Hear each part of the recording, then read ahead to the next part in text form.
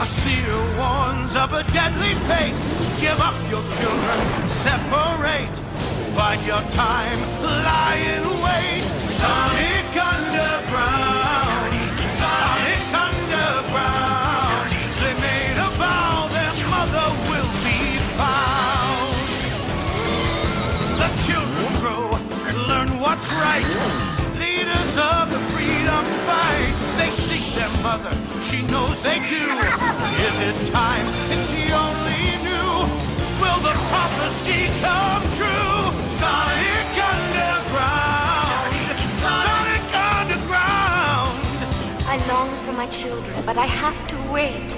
To act too soon could seal their fate. They made a vow their mother will be found. Sonic Underground. Hey, somebody stop me! Welcome everybody to Sonic the HEDGEPod. I'm Justin Germeroth. And I gotta go fast. I'm TV's Kevin Lanigan. Hooah! And in excitement for the up-and-coming Sonic the Hedgehog movie, we're going to look at our favorite little blue hedgehog and all of his extremely storied iterations across time and space. With us here is Vern Tooley. Hey, I'm Kevin was doing Al Pacino, and I was trying to do Bobby De Niro, and that did not come out at all. Hey, it's me, it's Vern. How's it going? And all the Irishmen are here. The three Irishmen. Yes, Joe Pesci's over here. Irishman. Hey, Bob De Niro. I don't think your daughter likes me very much. Hooah! It's great. It's timely. By the time this episode comes out in fucking January, everyone's gonna have Irishman fever, which we used to call chlamydia. It's coming back, folks. Mm-hmm. But you know what's really coming back is the 2 attempts of bringing Sonic to film before the up-and-coming one. The first was a 60-minute original video released in Japan in 1996. And the second one, a live-action short film released in 2013. And we watched both, and we have opinions. We watched both, and let me say, for the first time in several months, I sat down in front of my PS4, and I said, I have to watch 2 Sonic the Hedgehog movies today. And I said a little prayer, and then somehow, together, their accumulated runtime was only about 80 minutes, and I've never believed in God so much in my entire life. It was a religious experience popping on the OVA and seeing that it was 54 minutes long. I'm devout. I'm joining the convent, boys. You've seen the light. I've seen the light. I have not felt this religious since I had the high Jewish holy holidays off and had nothing to do. I'm having a legitimate spiritual experience. And Vern, what were your reactions revisiting the Sonic OVA? It's really funny. First off, I had forgotten, I had seen it once before, years ago, and I had forgotten that it even existed until I received the call from Justin. But it was really funny, and it struck me as funny, rather. I know Kevin has heard the Thanksgiving episode of Doughboys, where the Doughboys and Paul Rust reviewed the Garfield Thanksgiving special. And in that episode, Paul Rust talks about having watched the Garfield Thanksgiving special and Marriage Story in the same day. I watched the Sonic OVA and Marriage Story in the same day. Fuck. Oh, man. Okay, which was the shot and which was the chaser? Which one came first? Pardon? Which one did you watch first? Like, what was the pairing? I chased Marriage Story with the Sonic OVA. So you watched a 2-hour and 15-minute, for me, a really gut-wrenching portrayal of a love that cannot last because 2 people are just too broken to come together, and you chased that with a 54-minute Sonic animated film. Yeah, and Kevin, I felt the same way about Marriage Story. That movie just wrung it out of me. It wrung it out of me. For me, maybe a little too much paprika in the third act. You know, like there were a couple scenes that I'm like, this kind of feels out of a different movie. This is a little too much. It didn't impact the overall experience for me. But to unpack Marriage Story, I think a scintillating film, easily one of the 10 best of the year, and then you chased it with a hastily dubbed Sonic cartoon. I feel like they were. I feel like they were dubbing the movie like as it was exporting. They're like, we gotta do it now. We get one take. We get one take. We're not gonna stop. You have to Okay, so here's a quick synopsis for those of you who don't want to watch it for free on YouTube. In the future, on Planet Freedom... Fuck this movie. Sonic and Tails have a meet-up with their good friend that everyone loves, the Old Man Owl. The Old Man, that fight, like if the Tootsie Roll Pop Owl dropped some hard fucking acid 30 years ago and it just destroyed his horrible brain, that's the Old Man Owl. Yeah, the Woodstock Owl. Yeah. He tells Sonic and Tails they have to go to the president because Eggman took the president and his smoke show daughter, Sarah, hostage. Yeah, a character that was absolutely drawn one-handed. Yeah. If you boys are catching. So what I'm pretty sure that was Sarah is that the producers and they're a bunch of talking animals, so make her a cat girl. And yes, we need to have one female character in this movie. Yeah, and they forgot to tell them Amy already existed for years. Yes. Did Amy exist by this point? Yes. Okay. So Amy's canon up until this point. This is an anime studio, so they thought, oh, cat girl. Like all those cat girls we've been drawing, we'll just draw another. Okay, she's a cat girl, but she has a monkey's tail. I think it's just a cat tail. No, that is a hairless monkey's tail. It's furry! It is not! Also, so are monkeys' tails. It is prehensile in a way that cat tails are not.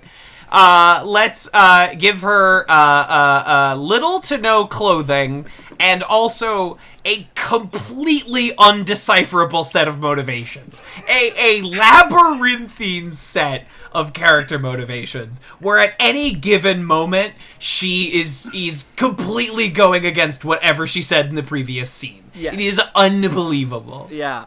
And so Sonic and Tails, in order to save the president, have to go to Earth? Like post-apocalyptic New York. Hey, Justin, fuck you, okay? It's Planet Freedom, and there's the Kingdom of the Sky, in which most of our main characters reside, which of course revolves around the Kingdom of Darkness. Justin. And it's so funny because Dr. Robotnik is explaining what's going on here, and he says, I can't remember the exact line, but he's like, I lived so happy and free in the land of darkness. Like, Sonic. He's talking about this like utopia in which he's free, and it's just like this H.R. Giger nightmare land. This like Akira City. He lives in the movie Metropolis, and it's like, honey, where do you want to go for vacation this year? I want to go to somewhere scenic, like downtown Detroit, Michigan. I want to go to the city where the nothing but trouble judge lives as mayor. Yes, and we will do like a full like plot breakdown. But yeah, they go to there. They encounter, of course, Metal Sonic, who has all of the brainwaves of regular Sonic, but none of the attitude. And then they fight for like 30 minutes, and the movie's over. And then, like at one point, Metal Sonic decides. It's not clear, but he decides to destroy the Earth. And then he gets a Terminator death. And guys, Kevin, is the Terminator death deserved? It is a Terminator death, but it's about equal parts Anakin death from the end of Revenge of the Sith. Screw you, Anakin! I have the high ground. Kevin, you talked about like what's her name? Sarah. The princess. What's her name? Her name is Sarah. She's the president's daughter. The president's daughter. Excuse me. And I have something to say about the president as well. But Oh, do Kevin, you? yeah, I think he's doing a great job. No, Kevin, He's up for re-election this year. yeah, so excited. So excited that, to be for this new election that we've already been like living in for the last year. But anyway, also I know you guys know I'm joking, but no, fuck that guy. Anyway, you're talking about Sarah having like completely changing motivations every scene, and that kind of follows the whole thing. And there was one thing I was curious about. At one point, so like it's either Metal Sonic or Hyper Metal Sonic. It's Hyper Metal Sonic. Hyper Metal Sonic. Hyper Metal Sonic and regular Sonic have like, it's said like they're essentially they're twins. They have the same thought patterns, the same everything. And at one point, Hyper Metal Sonic's head goes through the bottom of Robotnik's ship, and Sarah starts kicking Hyper Metal Sonic's head and going, "Stop looking at my skirt, you pervert!" Yeah, she straight up calls the robot a pervert. Vern is not mincing words. The word pervert is for the in record, this folks. movie. This is a weirdly horny movie. Like This one-handed. Sarah is exactly someone's crank material. At one point, Tails gropes Sarah. At one point, Sarah, and I'll get back to my point in a second, but at one point, like, Sarah is depicted nursing a baby Robotnik, which is weird. Yeah, 6 animators died of dehydration drawing Robotnik's Sarah. ultimate motivation is to use Metal Sonic to destroy the Earth so that he and Sarah can repopulate it. So that he can get up in them guts. In the monkey guts. But... Ooh. Cat monkey guts? Monkey? We're gonna stop there! That's my favorite new Pokemon of Generation 8 was Kumki. I think...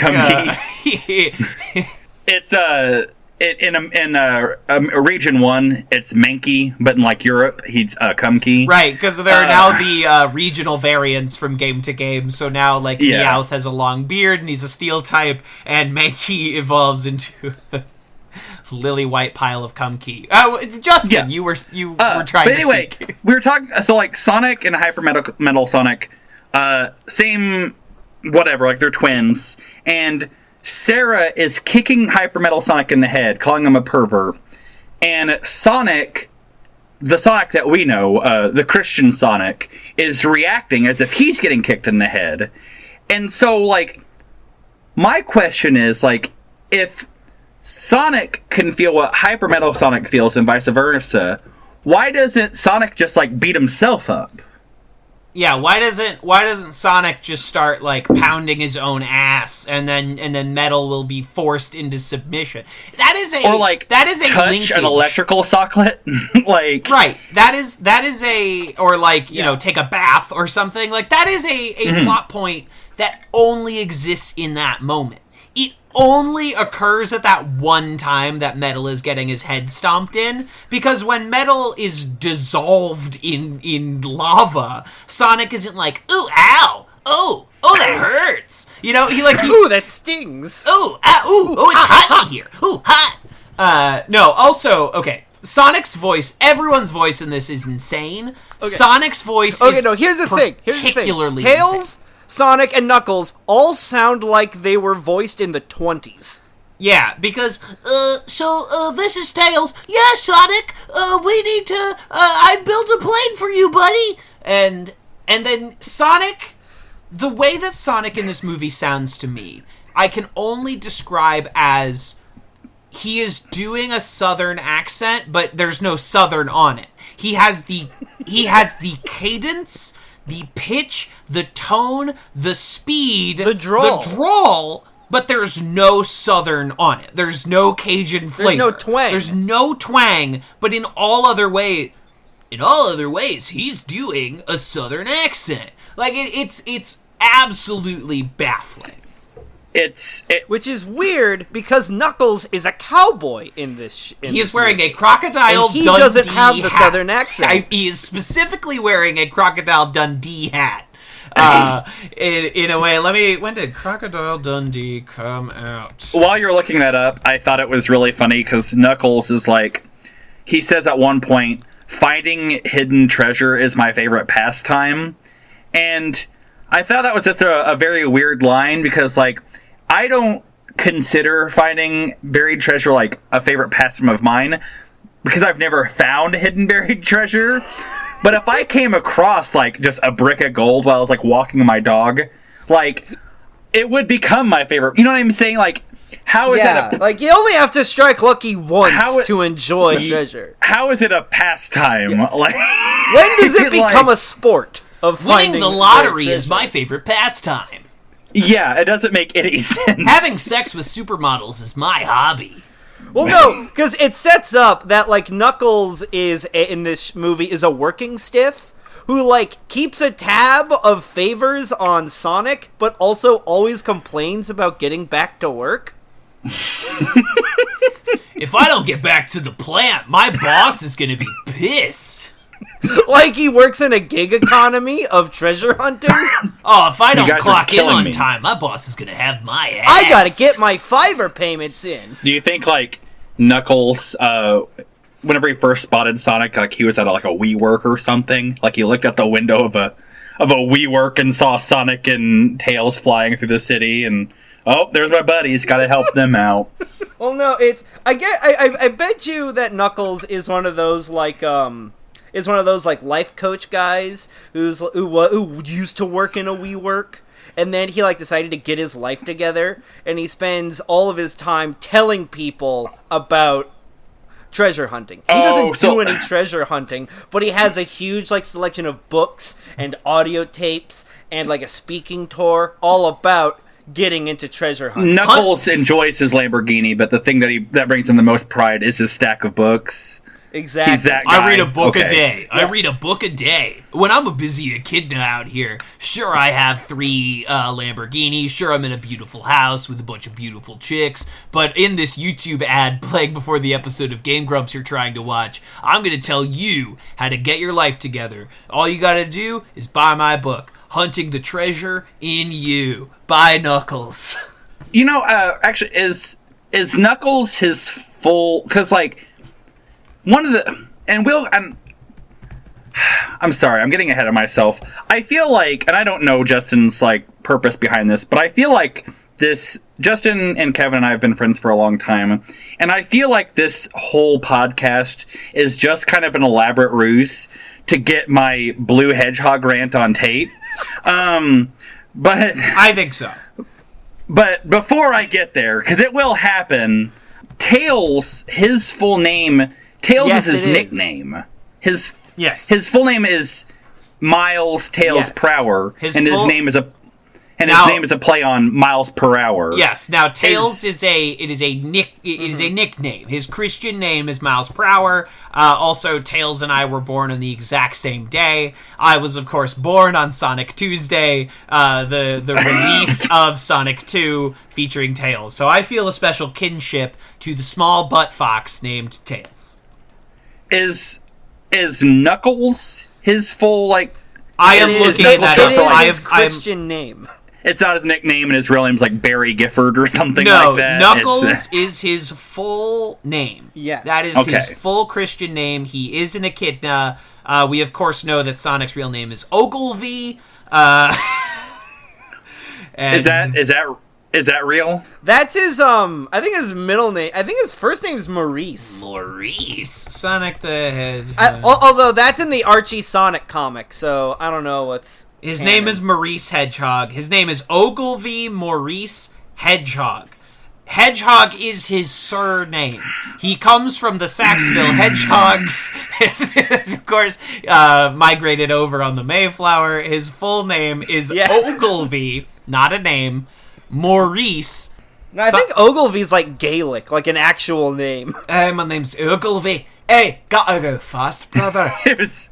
I want to see the movie Brooklyn with Saoirse Ronan, but it's about Sonic, and it's called like Green Hill Zone or something, and it's just the story of him and his people, coming to Yeah. coming I to want to see Mobius. I want to see The Immigrant starring Marion Cotillard and Jeremy Renner, but about fucking Sonic. Well, the guys, Hedgehog. if we're gonna talk about serious approaches to a Sonic film, then it's about time we jump over to the fan film released in 2013 by Blue Core Are we already Studios. done with the OVA? Oh, no. I You have can so jump back much and to forth. say. Okay, we'll circle Yes. back. Okay. Okay. Because, yes, we watched 2 Sonic films, the second of which is an absolute boring piece of garbage called Sonic. It is a Sonic the Hedgehog fan film. Let me assure you both, reviews on Letterboxd are not generous for this fan film. It features a cast of 100% non-actors. No, A not veritable- true. It brings the return of Jaleel White to the role of Sonic. You're right. Jaleel White doing an infinitely worse performance than he ever did on the original animated series. Whoever the fuck is playing Dr. Eggman, who definitely wears that costume when he fucks, was largely crowdfunded. It features many YouTube celebrities and is ripping off the worst, most boringest movies you've ever seen. Because what I want. When I sit down, when I pop on a Sonic the Hedgehog piece of media, here are things I do not want.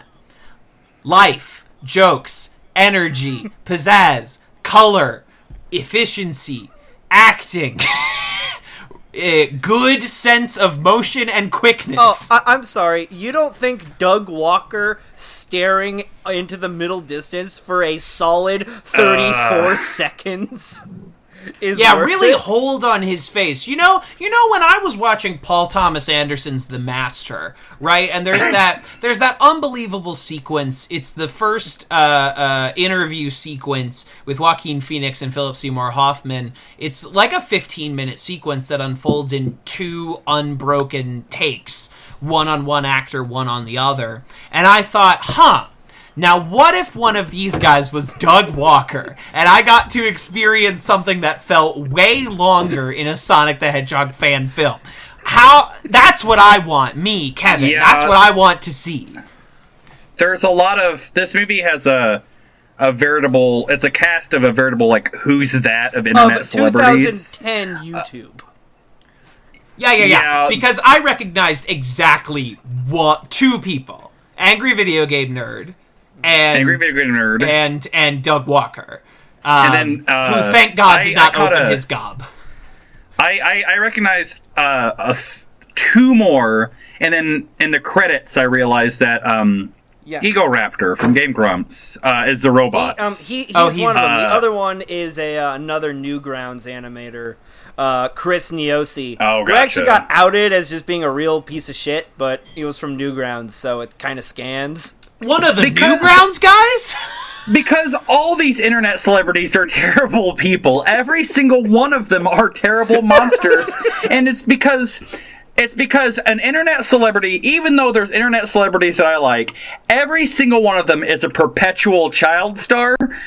They don't have that thing where they grow up and lose work. They keep going, and so their attitudes and their behaviors go unchecked permanently. They're just like constantly just like that worst version of Macaulay Culkin when he's in the drag queen movie and like doing coke. They're that through their entire careers. The instant they blow up, like it's every single, like we can't even have Pro Jared talk about his favorite bees in video game without getting news from minors. Like, they're all bad. Every single one of these internet celebrities are bad. And these internet celebrities ask, like PewDiePie makes this big long video, like, we are in as many homes as ABC, as NBC. Why aren't we taken seriously? As media performers as these as actual celebrities are. And it's because you guys are all monsters who live in one room. All your relationships are with a computer screen, and you can't go 3 sentences in a conversation with anyone without asking for nudes. You're all bad. That's why no one pays attention. You're all... Well, no. In all fairness, Doug Walker didn't ask for nudes. He just his manager just treated all of the workers in his weird little company commune like shit. Yeah.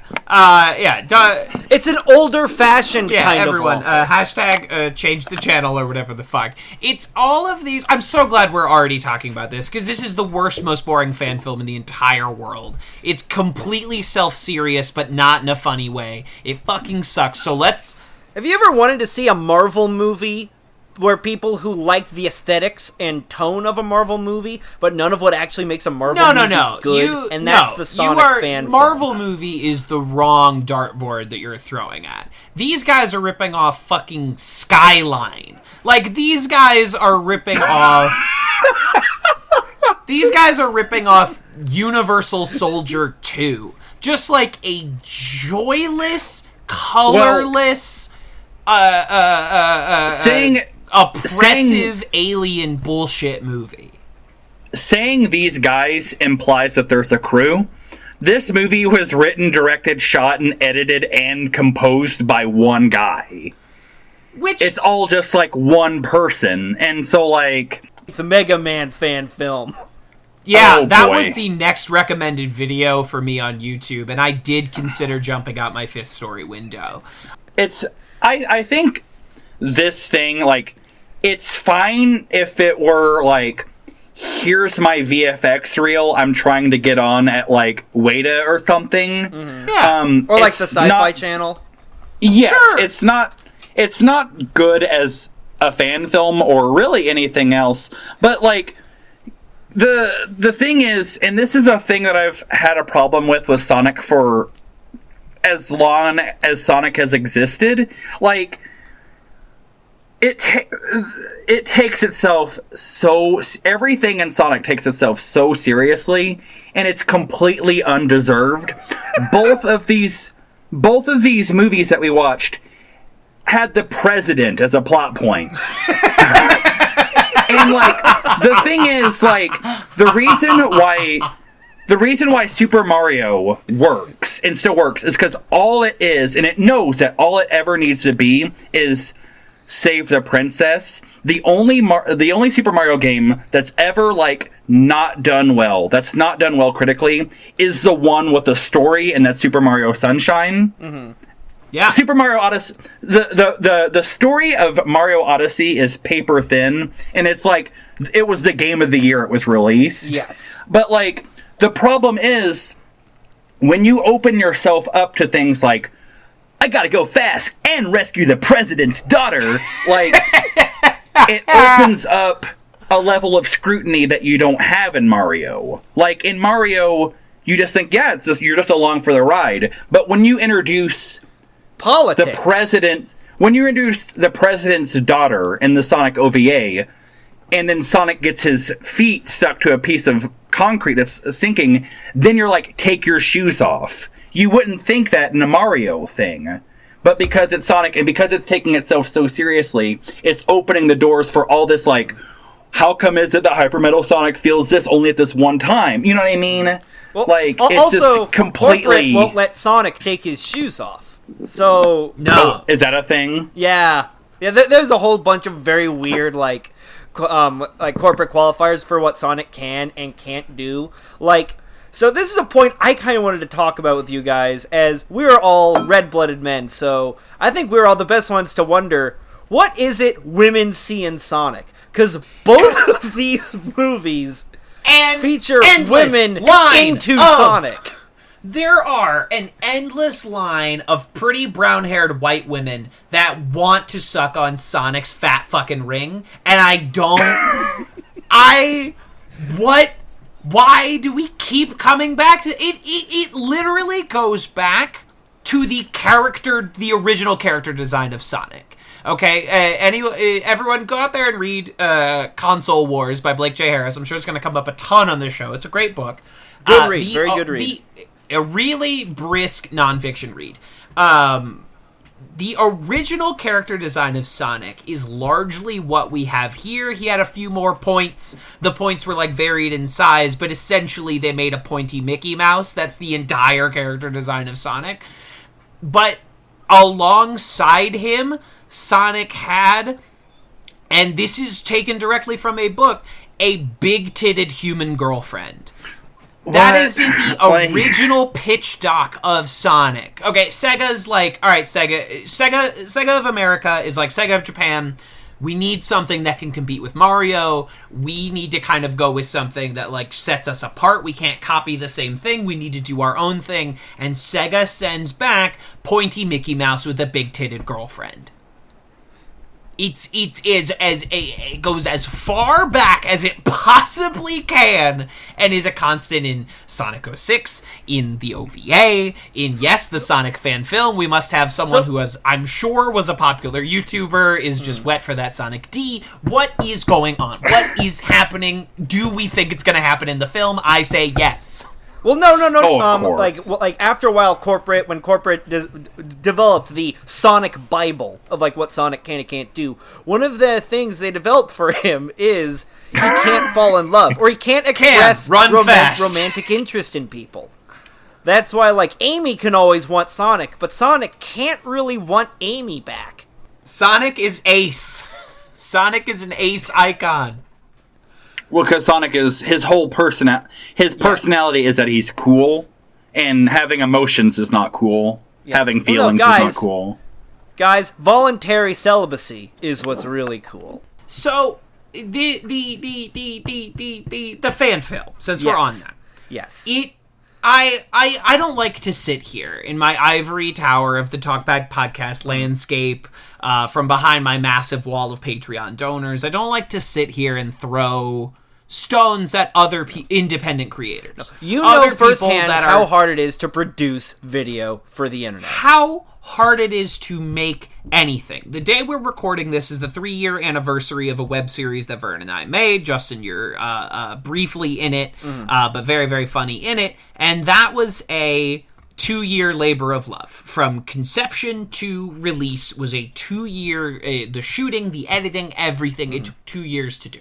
It takes a massive amount of time to do anything, and Doom to You did not have nearly the same level of special effects required of it. No, not at all. As this Sonic fan film did. So I don't like to sit here and throw fucking rocks at other people that are just trying to do their thing. However, I did have to watch it. Yes. And it's not at all good. Its biggest flaw is that it's incredibly unfocused. Like, it tries to hit marks of, like, what you want from a Sonic fan film without actually telling, like, a story. Like a coherent A, B, C plot. If you weren't familiar with Sonic at all, this would not... Like, it depends on you knowing Sonic. But 100%. And it's insane that it goes through such lengths of establishing, hey, this is a Sonic movie, a Sonic the Hedgehog movie, and then for the first, like, 10 minutes of a under 20 minute film, they call him the Blue Blur. Like, they're trying to be coy. Yeah. Like, it's the first fucking season of The Flash when they call him the Streak. And it's like, it takes out anything that is remotely charming or good about Sonic the Hedgehog as a franchise, which is for already a long time. It was like literally the moment where I started thinking like, oh, they're calling him the Blue Blur because of a rights issue.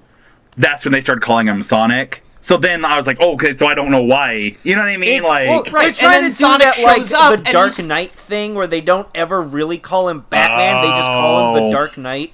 The Dark Knight. Or like in Man of Steel, they don't call him Superman, they call him the Man of Steel. Jesus Christ. It's a Zack Sonic movie. It is. It is colorless. It is with its weird, it's blatant militarism. Yes. Like, we're supposed to sympathize with President Bushnell, and the It is- troops Yeah. of Yes, guns. it is exactly a fucking Man of Steel version of Sonic. It is colorless, it is joyless. It has taken what is a pop culture property full of life and color and hopefulness and joie de vivre, and has sucked all of that out of it for And it also put in empty philosophical, like, pontificating. Just empty philosophy. empty philosophies, boring fucking villain monologues. They absolutely... Eggman is the best character in the Sonic franchise. This big fucking mustache, crazy voiced guy with a huge round body and skinny little legs, and he talks like this, Sonic! And he's great, and he's so joyous and full of life, and they made him a dark alien dictator. And that is not an interesting choice. You took the only good things about the character and took them out, so now he just, like, wears black glasses? Like, we don't... The black glasses are not the thing that we like. No, he's also got a too short yellow cape. Yeah, you're right. Because, for some reason, they took the costume from the cartoon and put it in. You know, the costume everyone remembers from 1993? There's a lot and of... they haven't used in, like, well over a decade? There's a lot of, like, things, like, and it's prevalent in this, but it's really prevalent in, like, the Snyder Superman movies, and a lot of these things where it's like, the other one I can think of is the Lone Ranger movie with Armie Hammer and Johnny Depp, where it's like, let's take this thing that was beloved, let's make it a new thing, but let's take everything that made it beloved out of it. And so then you have, like, something like Man of Steel or the Sonic the Hedgehog fan film or whatever. It's like, who is this for? Because we have nothing that we love about it present in it. Right. Like, And it doesn't make any sense. And I can see before me how many hours it took to do all the fucking animations, to do these holy CGI sequences, and I can appreciate that there was an incredible amount of work that went into this. And I think This was a love. Yeah, this is someone Absolutely. who really fucking wanted to make this, and you know what? I'm impressed with anybody. They got Jaleel White back. Yeah. Like, I think that's kind of cool. They got the guy who voiced Sonic for well over 5 years. And to just come back. And that is cool, but you also have to evaluate the end product, and, like, Sonic's running looks like regular human running. Like, Tom Cruise can run faster than Sonic. And then also... I think that's the perfect time to transition. Vern, Yes, can sir. you elaborate on the importance of Sonic going fast? You know, this I've hit around the bush. I've beat around the bush about it. Like, my problem, as I've said, like, with Sonic, is that it just takes itself so seriously. And, like, I don't know a whole lot about Sonic. But I know more than the average bear. And, like, for instance, Sonic at one point was a brown hedgehog, but he turned blue because he broke the sound barrier while running. yeah, that's canon. Dr. Robotnik, like, he created a hedgehog. There's something, I can't remember exactly, but, like, there's another doctor in the Sonic universe who's no longer with us because of, like, he died of AIDS. Like, a version of AIDS that exists in the Sonic universe. Like, I think that's Robotnik's, like, grandfather, Gerald Robotnik. Gerald Robotnik, excuse me. Okay. And also, while we're at that, the villain of this series has a grandfather. It takes place it's not just Green Hill Zone, it's on a planet Mobius.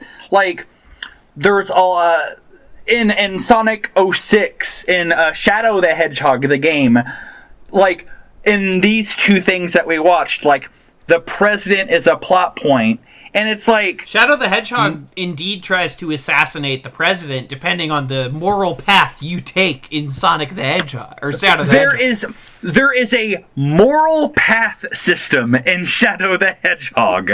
There are multiple endings to Shadow the Hedgehog. And it's not just like... Well, yeah, he plays by his own rules. It's not multiple endings that, like, here's the ending you get for beating the game, here's the ending of the game you get when you get all the stars as well. There are multiple paths and and no one, absolutely no one, like, goes to a Sonic game, goes to a Sonic movie, goes to a Sonic anything for, like, I wonder what geopolitical commentary they'll have available in Sonic and the Black Ring or whatever. Abortion is a People human right. Want Fast Hedgehog. They want to see a hedgehog. They want a Fast and the Furious movie, but with a hedgehog. All they want is to come out and say, like, whoa, that was really cool. And you cannot have cool with, like, multiple branching paths of morality and ending up with, like, you assassinating the president or not. Like, it just needs to be Fast Hedgehog. The best Sonic the Hedgehog game ever made is a game called Bit Runner. And in that game, you run right. That's all that happens in that game. And it's the best Sonic game in the universe.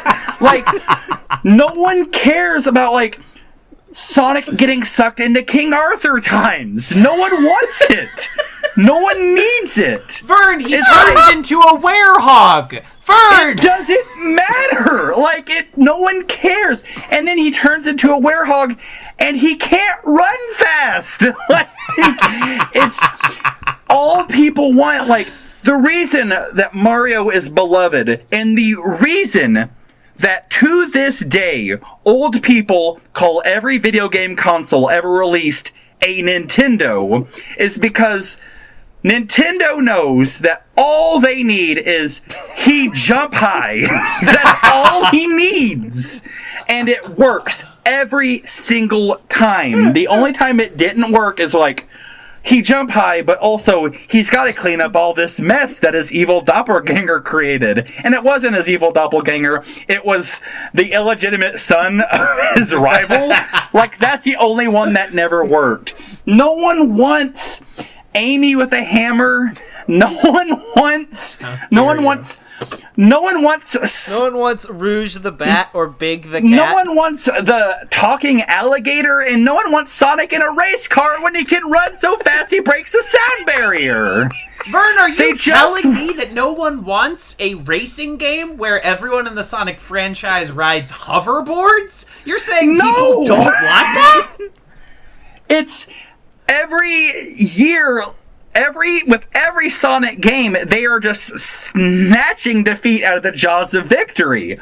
All it needs to be is, like, he runs fast. That's all it's ever needed to be, and it's so frustrating because every single time they announce, like, there's a new Sonic game, people get so excited, and it's never warranted. You keep falling into the same trap every single time. It's not going to be better when you get back with your ex. You broke up for a reason. Like, it doesn't matter. Like, it's you can create a hedgehog. It doesn't matter. I don't want to create a hedgehog. I don't want a hedgehog with a gun. Because having a gun makes you stop. I don't want to stop. I want to run.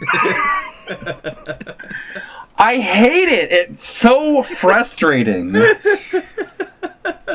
All it needs to be is Fast Hedgehog. That's all it ever needs to be. And it's never that. It stopped being that at Sonic 3.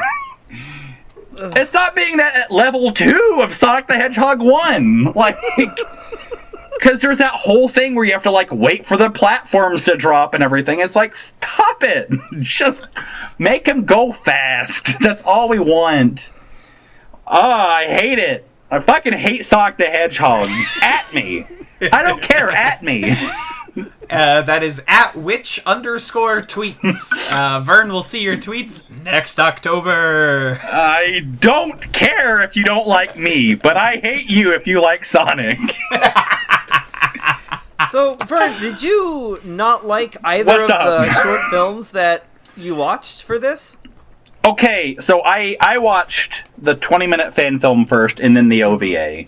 I did the opposite. The fan film, I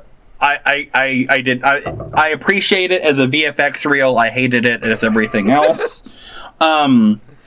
The OVA, it lost me for a second because 10 minutes into the OVA, they bring up the president needs to see you, Sonic the Hedgehog, and I'm like, fuck this horse shit.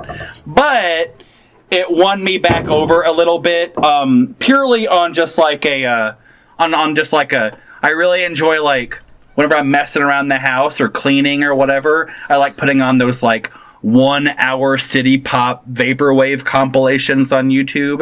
And there's a lot of really nice soundtrack, actually. I think it's got the ending song, guess what? That's the closer for this podcast, folks. That was a banger. Yeah. It's got a great soundtrack. It's got some great visualizations. There's some fun stuff. There's a lot of fun stuff in there. Mm-hmm. But anytime, like, plot happens, it comes to a screeching halt. It just needs to be like, what's that PlayStation video game, like Rez, where it's more like visualizations than anything else? For sure. That's all. Like, if it were that, I would love it. The Sonic OVA wasn't bad. I didn't mind it. It's really funny that Kevin enjoyed it, because part of what I enjoyed about the OVA was imagining Kevin and not liking it. Like, I was just hearing him in my head screaming at it. No, I don't want you to mishear me. I was screaming at it 100% of the time. And you know, I watched this OVA. I rented this from the video store a bunch when I was a kid. I didn't remember it too well, in the same way that I would remember, like, Harry Potter and the Sorcerer's Stone, like, beat for beat for beat for beat. But what I do, I remembered, like, metal dissolving in lava. But this, it is not a good film. But I had a great time watching it. And I cannot even get close to saying that for the fan film. But I legitimately had a really good time watching the OVA. I cannot stand up for its quality. But in the same way that, like, when Escape from Tomorrow, that movie that was shot entirely guerrilla style at Disneyland. When that screened at Webster University, and a bunch of my friends and I went to go see it, and we were fucking laughing hysterically. We were, you know, it was that kind of screening where we were going like, what? This is crazy! Like, I had a great time. But if I were to watch that film alone, by myself, it would be excruciating. But I will stand up for how good a time I had watching it. Because I think it is legitimately funny without, like, the jokes are not good. But I laughed a lot from, like, whatever weird, crazy bullshit is happening. How long it takes Sonic to, like, get off his beach chair and save this crashing plane. This plane that is crashing for 5 solid minutes. It keeps streaking down to the ground in the background, like, over and over again. Everything about, like, Robotnik was insane. Robotnik is definitely the standout star with his powder blue marriage tuxedo. The powder blue marriage tuxedo. He's endless, like, he's being cuckolded by no one. You know, like, it's so...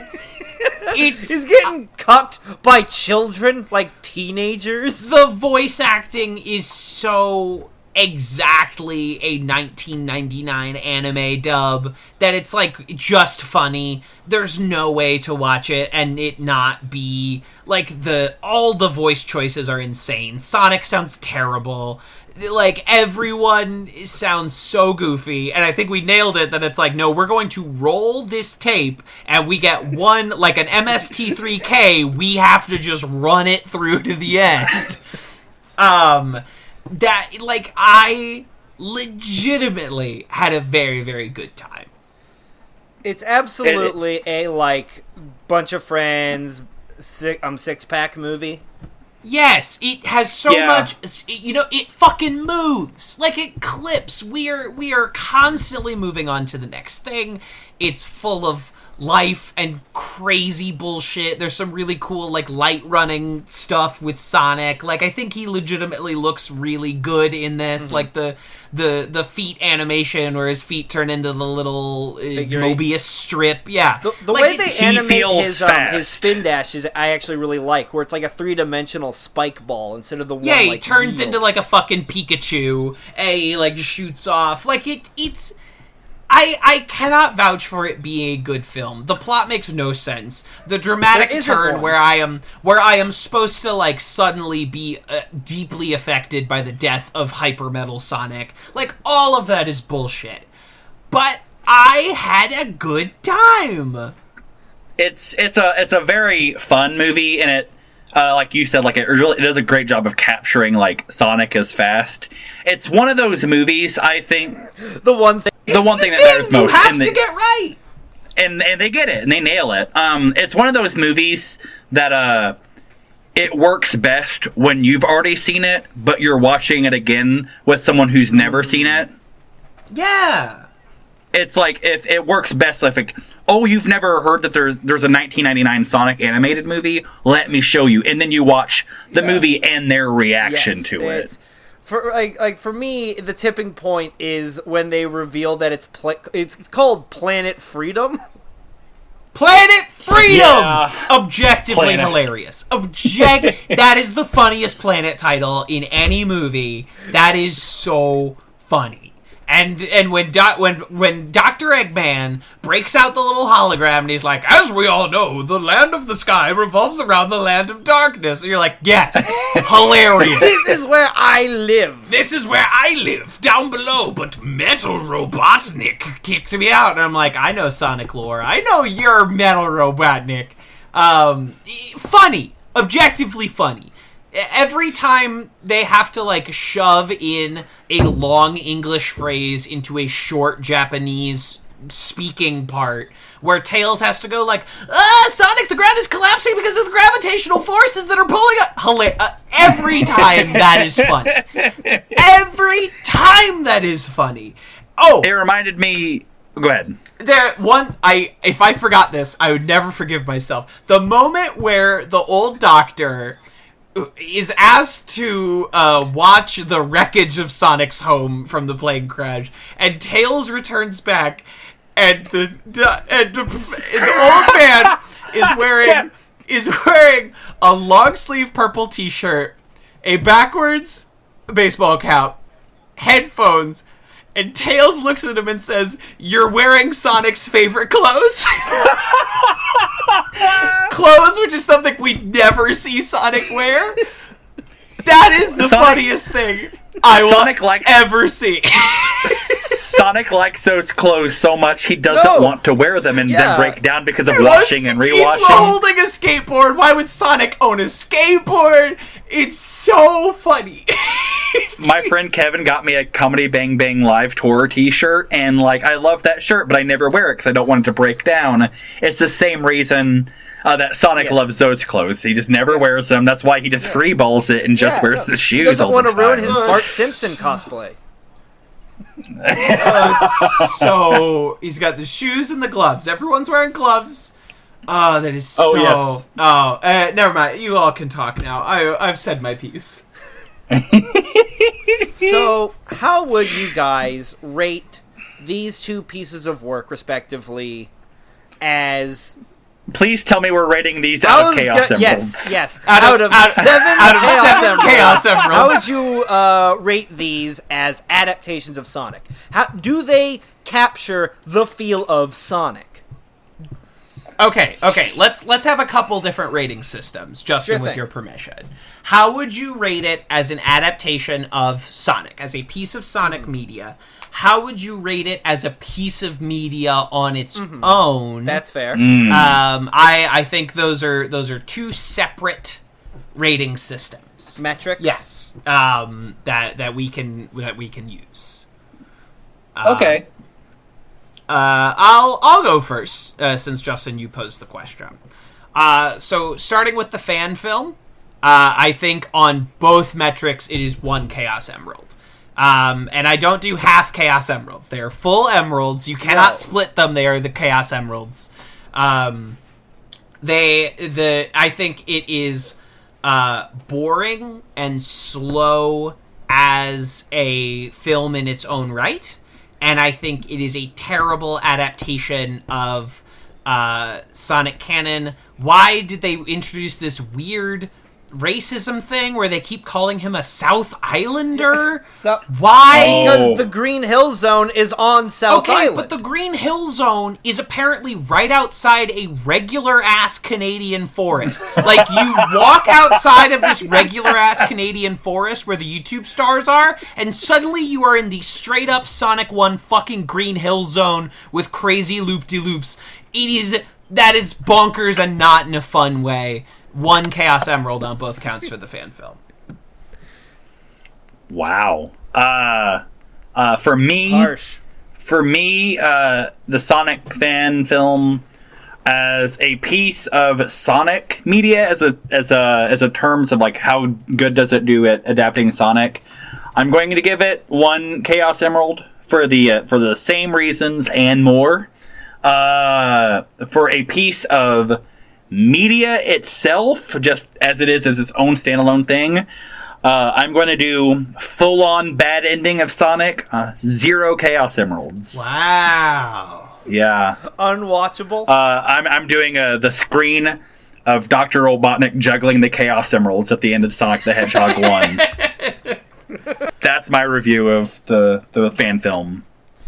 See, I guess I'm a lot more generous, because I was going to give the Sonic fan film 2 emeralds as an adaptation, because it tries to get Sonic as a whole, as a movie, as a game, like from the games, from the TV shows, from the comics. It tries to synthesize Sonic as a multimedia creature, and that is hard as hell. And I think from that perspective, I think it did an okay job.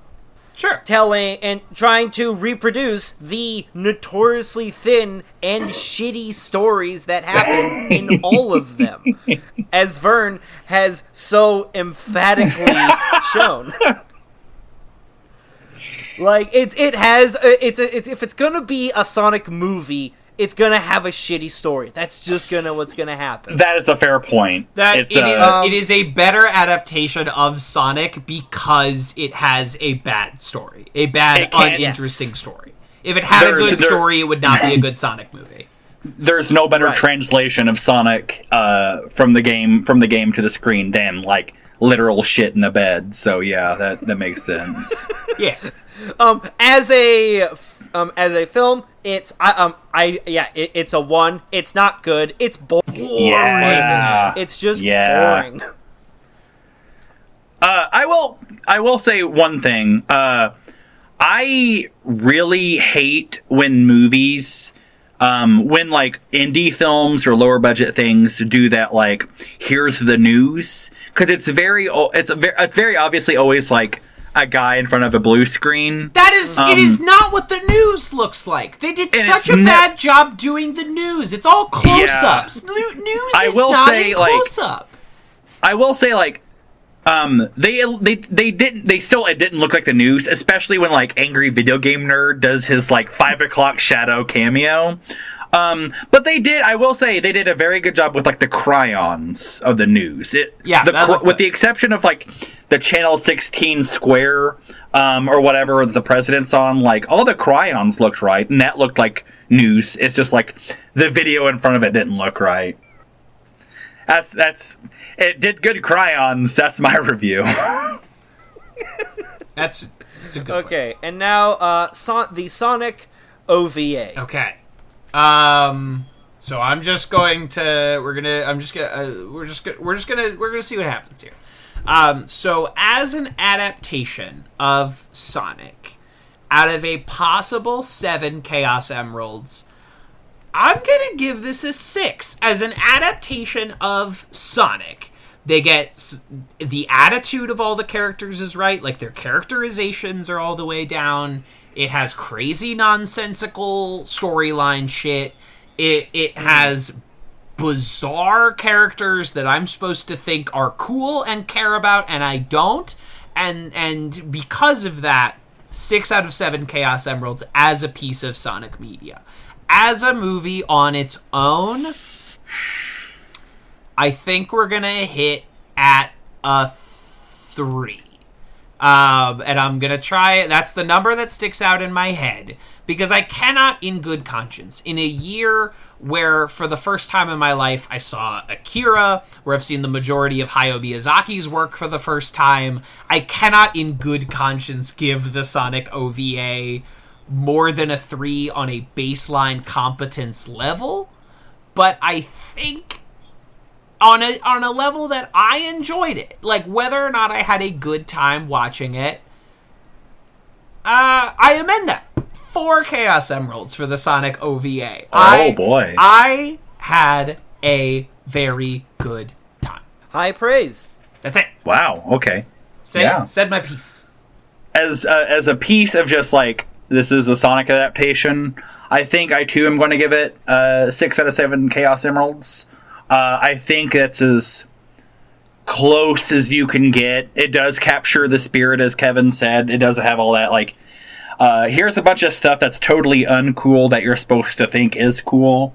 As I said, I really enjoyed the animation in it. I really enjoyed, like, some of the background art, and I really enjoyed the soundtrack.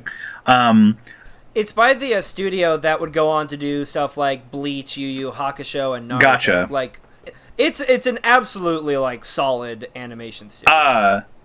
Did this, and this is going to be a dumb question probably, did this same studio do, did any of the people that worked on this work on Sonic X for the Fox box? I actually did try and find out, and I could not find anything conclusive about that. There's a shot in this, and they totally rip it off in the Sonic X opening, where it's that shot of like the overlay of Sonic and Hyper Metal Sonic. They do that in the opening of every Sonic X. So I was curious about that. But yeah, I'm gonna give it 6 out of 7 Chaos Emeralds as a piece of just standalone media. It reminded me a lot of episodes of Speed Racer, where it's like very early on, like when Americans didn't really know how to show anime to a Western audience, and so they're like, well, their lips are still moving, we've got to keep talking. I think if I were to find a subbed version of this, I would like it even better. But I still have... That actually is available on YouTube. Someone did a fan sub of it. Okay, I could only find the dubbed version. I still enjoyed it, the dubbed version. There's that, but we're dipping into that material, that like well of enjoying it for the wrong reasons, where I feel like if it was subbed, I'd enjoy it for the right reasons. But I think... I don't want to do like half Chaos Emeralds, because you can't do that. So I think with that, I'm going to give it 3 Chaos Emeralds. But if we were to do half, it would be it's like a 3.5 Chaos Emerald. I can't round up. I honestly a 7 out of 7 Chaos Emeralds, because this is a Japanese production, and Japan never had the Sonic as a cartoon character the way America did. So they mostly know Sonic as a video game character, and just a video game character. And this feels like, if you've never actually played the Sonic games and had them explained to you, then told to make a story out of that, that's what you do. You've got like a fun level at the start, that's the beach.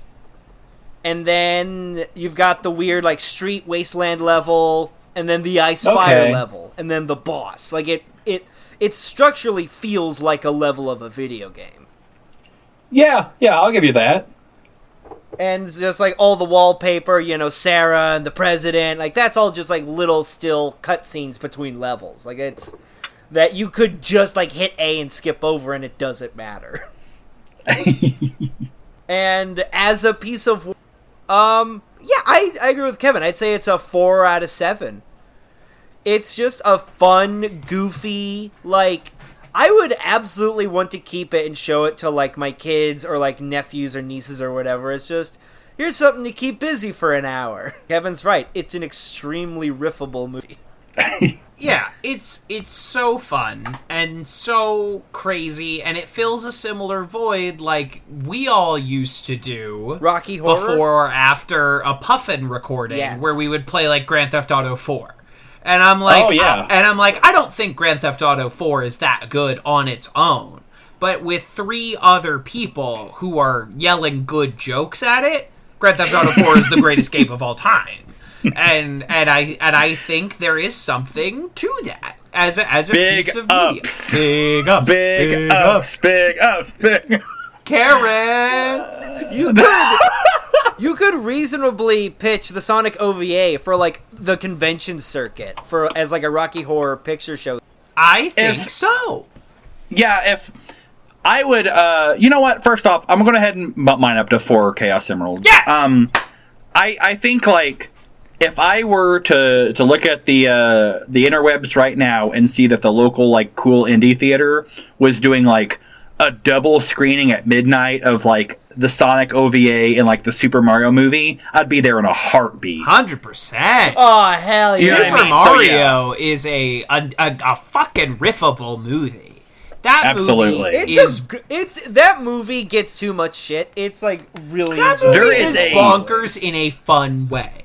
There is a really good movie buried in that. There's not a good Mario movie.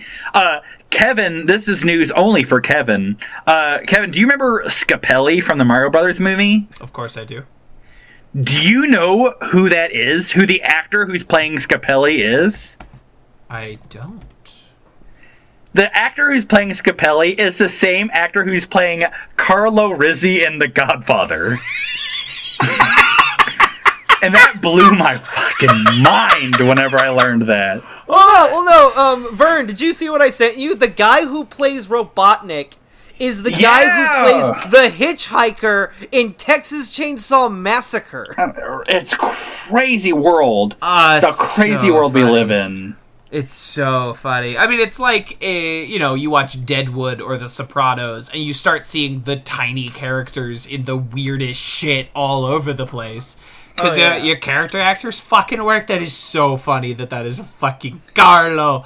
What fungu you, Carlo? It's Carlo Rizzi, guy who got choked out by Peter Clemenza in Super Mario Brothers the movie. Carlo, the guy who engages in the only bad scene in The Godfather where Sonny beats him up in the street and misses every kick by a solid foot of air. Godfather, masterpiece, greatest film of all time. That scene, hey George Lucas, get in there, touch it, do your biddly boops and have him actually make contact. Actually, Kevin, I'll tell you what the greatest film scene is of all time. Okay, it's Doug Walker's audition role for Robotnik. And it's extremely funny. It's extremely funny because he gets it wrong, and he keeps thinking that Robotnik is Bowser. He keeps thinking Robotnik is trying to capture the princess and then send turtles out to Mario. Now, it's so funny, Kevin. Now, Justin, we are already only doing this show on a very trial probationary basis. And do you dare tempt my ability to walk out of this project by bringing Doug Walker into my house? And with that threat of abandonment, that's a good place to end this episode. I have so much to say about Sonic. I mean, Vern. I mean, what? We gotta ask you about the upcoming live-action Sonic film. Me? Oh, yes. Yeah, Are you you're our excited? guest, and we, in the same way that on podcasts, Oh. I gotta have everybody talk about the movie, I gotta get everybody's opinion. On Sonic the HedgePod, Vern, I gotta know where you're at. So first off, have you guys heard the rumor, this conspiracy, or however, that like the Sonic the Hedgehog movie has always looked like what it does now, but that they made a fake trailer where he looked bad to try to drum up more publicity for it? Yes, and I would Okay. also say that this is another one of those fucking Reddit conspiracy theories that are always Yeah. generated by people that have never fucking made anything in their entire Yeah. lives It's and like- do not understand how much work anything is when you're making a movie. Like, the I, new Sonic looks less polished than the original version. Like, Yes. it just doesn't look as good. Yes. I also thought that was a horseshit thing, but I didn't know how widespread that was. Yeah, he's still rendering. The trailer is not rendered all the Still hairs. He's still rendering. And now the new, first look at the new Sonic, and like in every frame there's just a bar that says like exporting. And there's all those yellow windows where Adobe has not filled in the effect. Oh, this is a very inside editor shit. I love that. I'm conflicted because, and I'm not the first person who said this, but it's the first time a massive corporation has ever listened to people. And so, like, What power have they given? yeah, so, like, part of me, like, wants to go to encourage that. Like, hey, cool, we have a voice. But at the same time, this has been as far as the Sonic redesign goes, this has been the only time in the history of the world that the American people have been right. So I don't want to, like... Maybe I don't want to encourage that, because then we'll get, like... You know what I mean?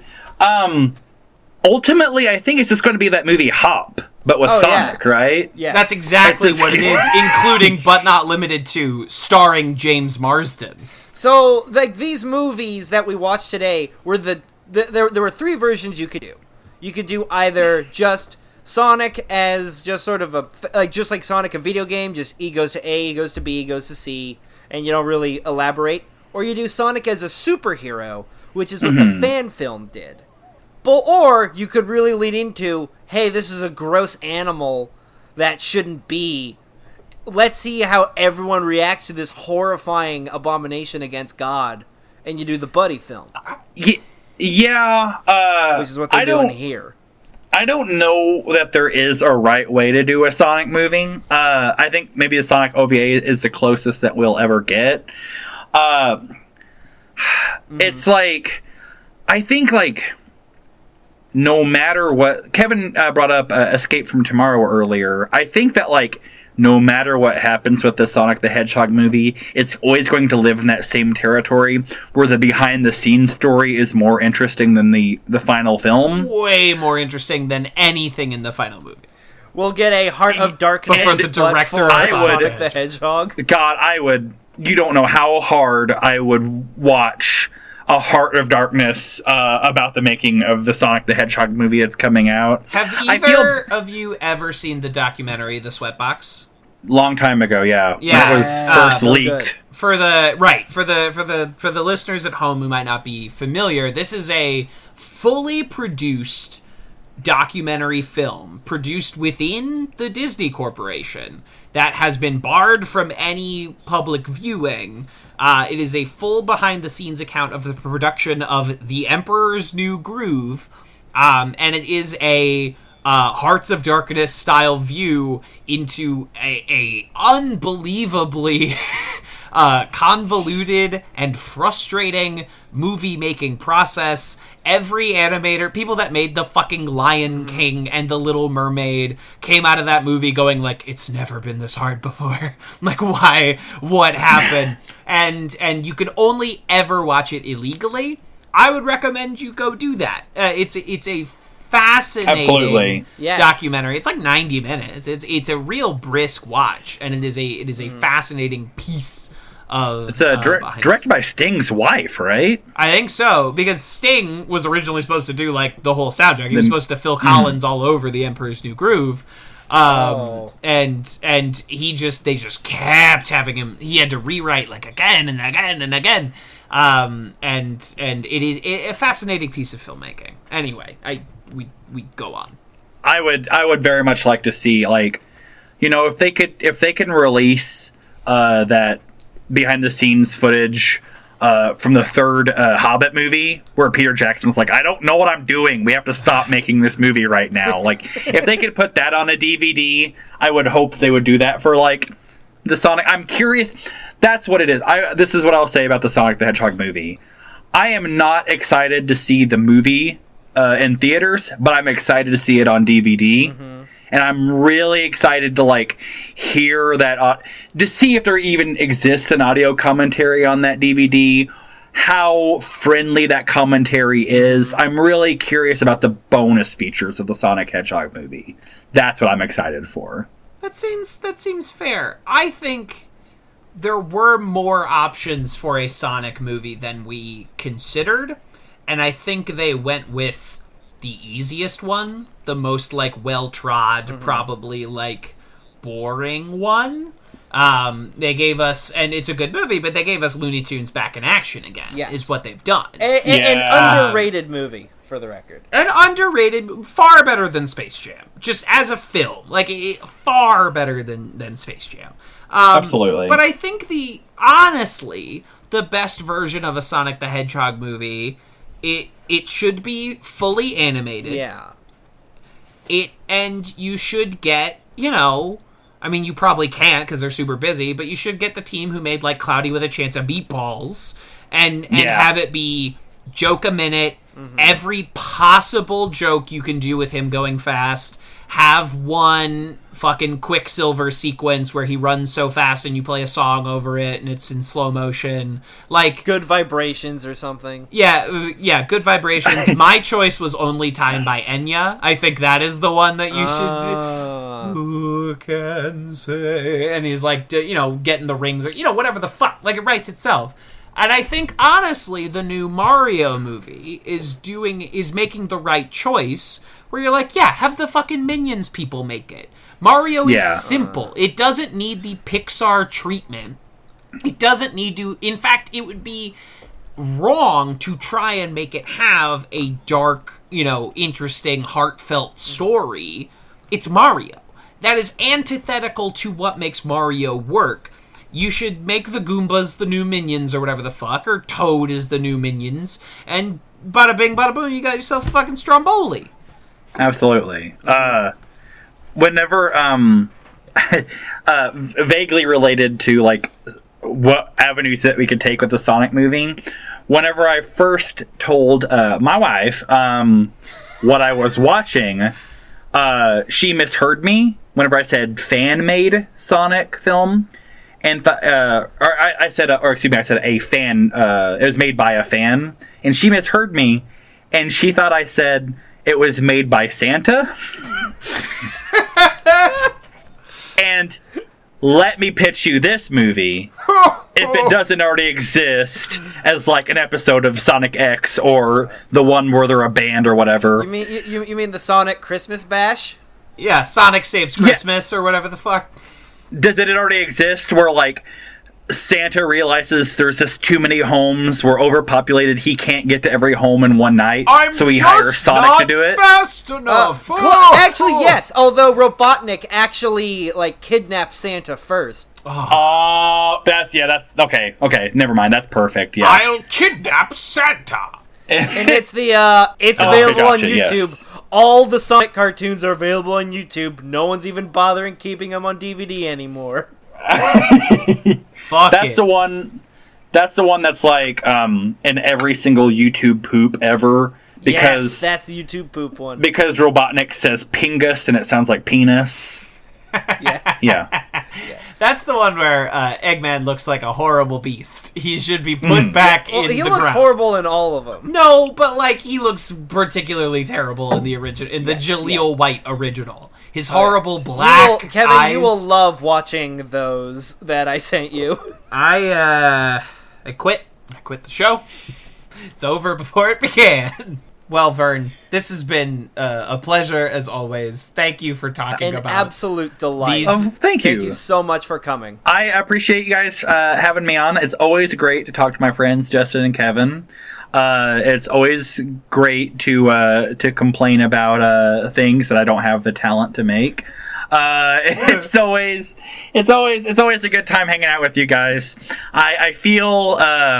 I feel like I came across pretty strong in this, and I want to let your listeners know that in normal life I've normally got a pretty good head about my shoulders, but there's some undealt with trauma surrounding Sonic, I guess.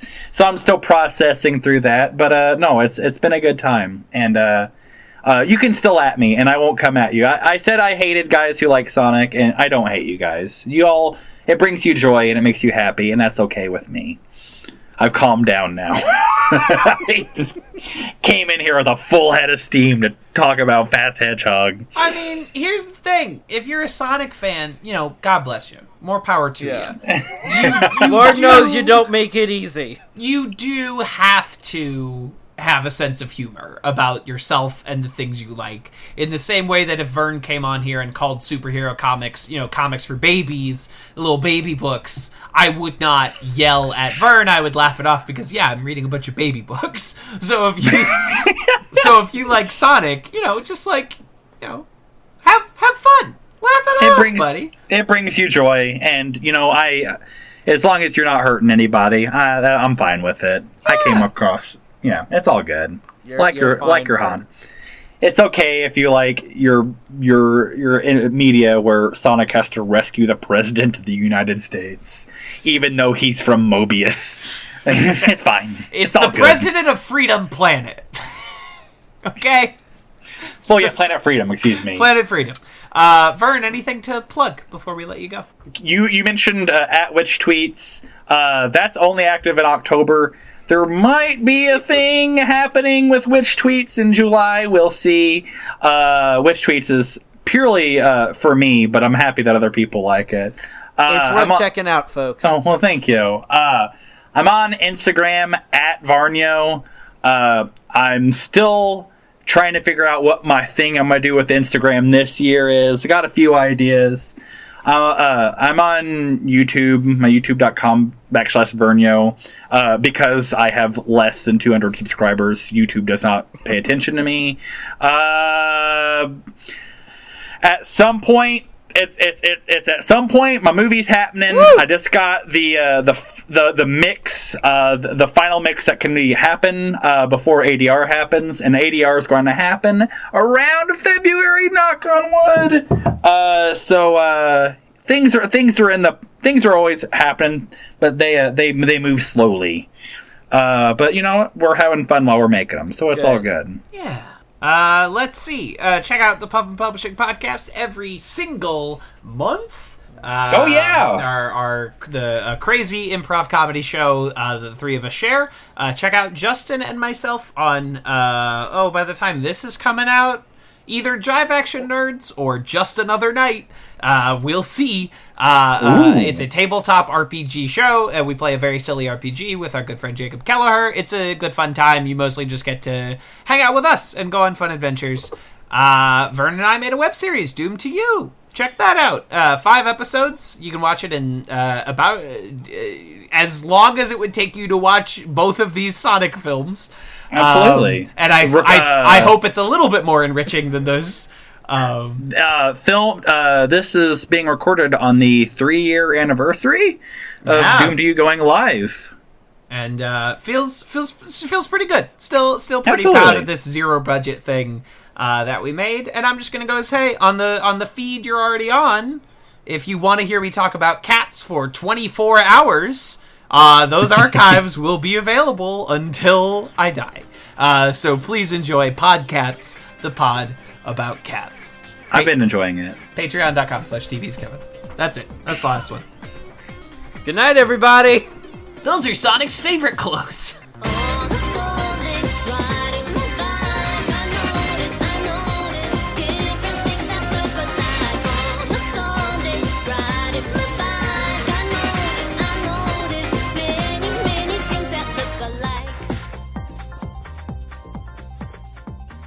This has been a Talkback Podcast.